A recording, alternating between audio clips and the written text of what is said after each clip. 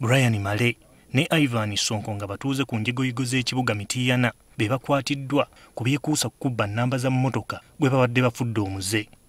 Bano basangiddwa nga beggalidde mu kazigo kaabwe. Poliisi gye bakukunudde.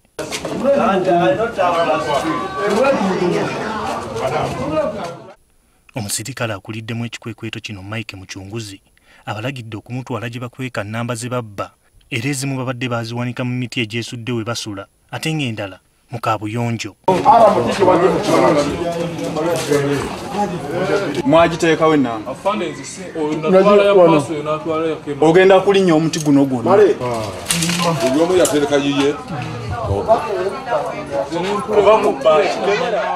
Oluvannyuma batwaliddwa ku kitebe kya poliisi e Mityana ng'okunoonyereza bwe kugenda mu maaso. Ekyali kimwete wange ng'ayegalira okuteeka mu bino biddiru bye.